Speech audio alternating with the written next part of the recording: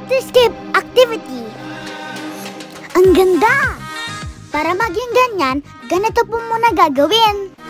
Ikalat lang po natin yan. May iba't ibang colors po. Yellow po muna gamitin natin. Gamit po natin ngayon yung butterfly shape. Tapos lagay po natin sa water.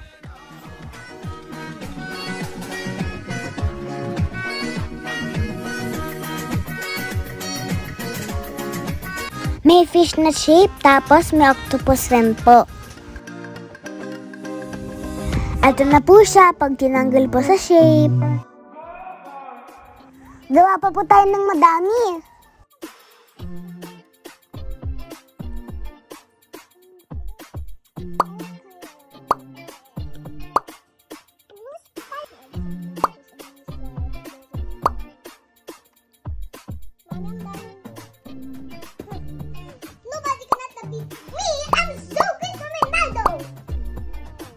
Yellow po yan, di lang masyadong nakikita.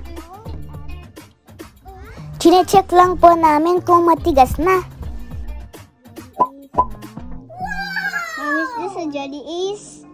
Mommy, it touched like a jelly ace. It touched the... Tanggalin na rin po natin yung iba. Parang glow in the dark po yung yellow. To the B, to the B, to the B, to the B.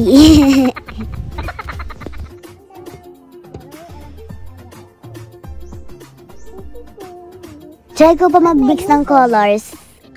Oh my gosh. This is jelly. Mommy, is this a jelly ace? Sabi ng kapatid ko, parang jelly ace daw po. She is swimming. Woo!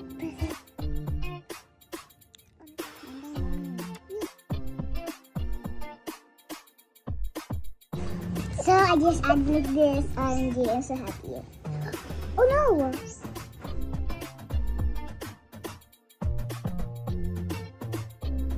Green crab. Good job. Good job. Good job. Good job.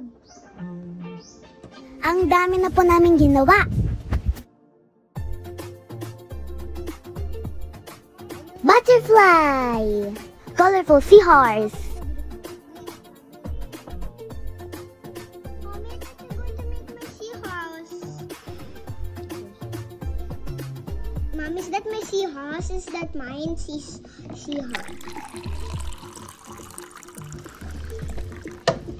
I'd like this. Wow!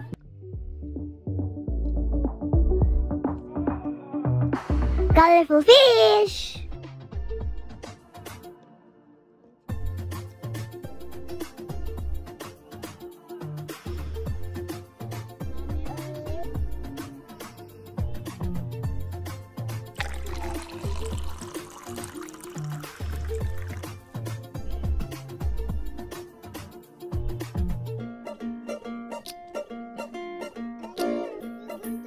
That mommy made for me.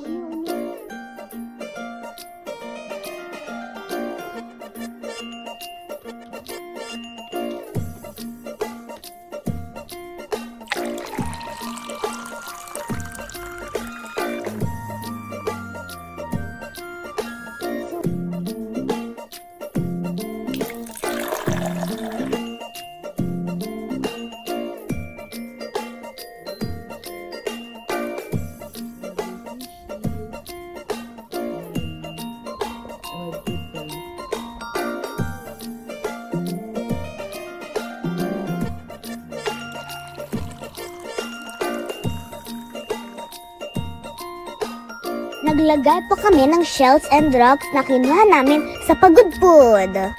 Ang ganda po!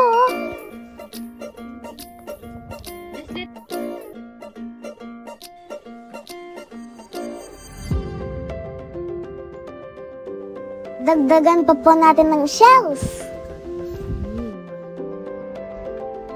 Ayan! Kunyari aquarium po.